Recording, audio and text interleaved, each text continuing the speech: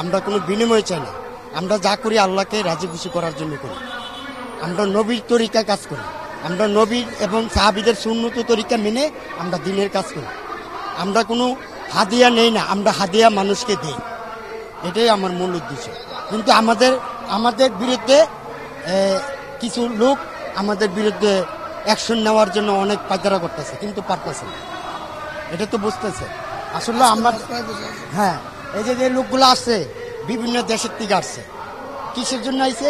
একমাত্র আল্লাহর উদ্দেশ্য হয়েছে, আল্লাহর জন্য, আল্লাহকে রাজি খুশি করার জন্য আসছে।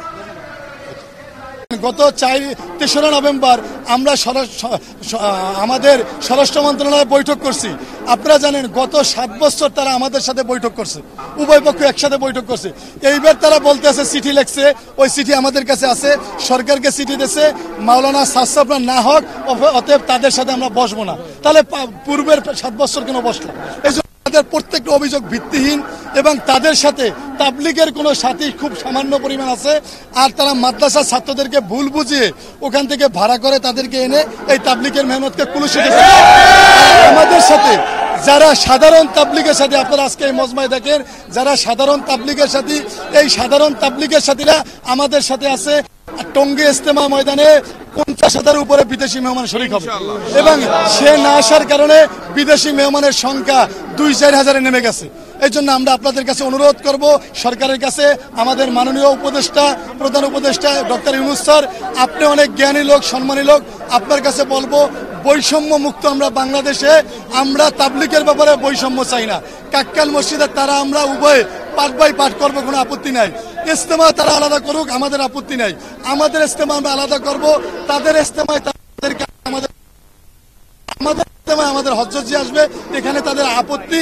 এটা একটা সম্পূর্ণ বৈষম্য একটা কথা। এই জন্য আমরা হজ্জজিকে চাই, এটা আমরা আপনাদের কাছে আবার আমরা বলতে চাই। এবং প্রথম ইজতেমা আমরা ইনশাল্লাহ, আমাদের গত পূর্বের ইজতেমাগুলো তারা প্রথম ইজতেমা করছে, এবার আমরা প্রথম ইজতেমা চাই। আমার নাম মোহাম্মদ সায়েম, মোহাম্মদ সায়েম, আমি নিজামুদ্দিন অনুসারীদের মিডিয়া সমন্বয়কারী। Double million offer Walton fridge কিনে পেতে পারেন 20 লক্ষ টাকা, রয়েছে কোটি কোটি টাকার নিশ্চিত উপহার। এই কারণে আমাদের 2টা দাবি, আমাদের প্রথম ইজতেমা হবে, আর হলো আমাদের আমির হযরত মাওলানা সাহাদ সাহেব ইনশাআল্লাহ এবারের ইজতেমায় শরীক হবেন, এই আমাদের দাবি। সরকারের কাছে আমরা দাবি জানাইতেছি, ওনারা 7 বছর আমাদেরকে বুঝে আসছেন যে আপনারা এরপরে থেকে প্রথম করেন, এরকম ভাবে 7 বছর আমাদেরকে এভাবে বলে আসছে। ঠিক আছে, এখন আমরা চাইতেছি যে সরকার আসছে, নতুন সরকার, এরা জনগণের সরকার, আমরা চাইতেছি যে আমরা এবার প্রথম পর্ব করব এবং আমাদের আমির সাহেব আসবেন, হ্যাঁ, যে কোনো মূল্যে আসবেন, হযরত মাওলানা সাহাদ সাহেব যে কোনো মূল্যে ইনশাআল্লাহ এবার আসবেন।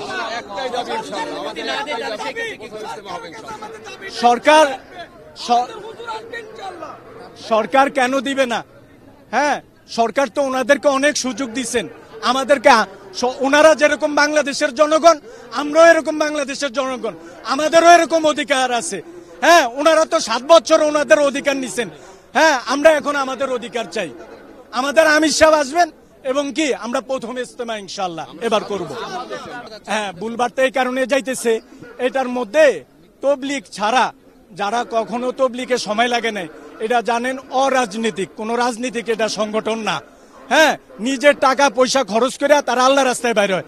এখন কিছু লোক ঢুকছে এটার মধ্যে নিজের গরজ, হ্যাঁ, নিজের টাকা যা দুনিয়াবি জিনিসের তা হাসিল করার জন্য, রাজনীতিক ইস্যু হাসিল করার জন্য কিছু লোক তৃতীয় পক্ষ এটার মধ্যে ঢুকছেন। ঢুইকা এই যে আপনারা দেখলেন যে এই যে সরোয়ার্দী মাঠে, হ্যাঁ, পাঁচে নভেম্বর একটা সমাবেশ করছে। তবলিগের কোনো সাথী ছিল না।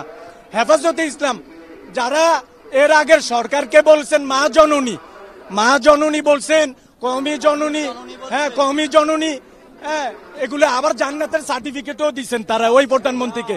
হ্যাঁ, ওই ধরনের লোকগুলো আজকে ওই হেফাজতে ইসলাম যারা আছেন, হেফাজতের ইসলাম করবেন, কিন্তু তারা কি নিজেদের মধ্যে ইসলাম আনতে পারে নাই, তারা বিবাদ গড়ানোর চিন্তা ভাবনা করতেছে। হ্যাঁ, যারা তবলিগের যে মেহনত, এই মেহনতকে নষ্ট করতে চাইতেছে।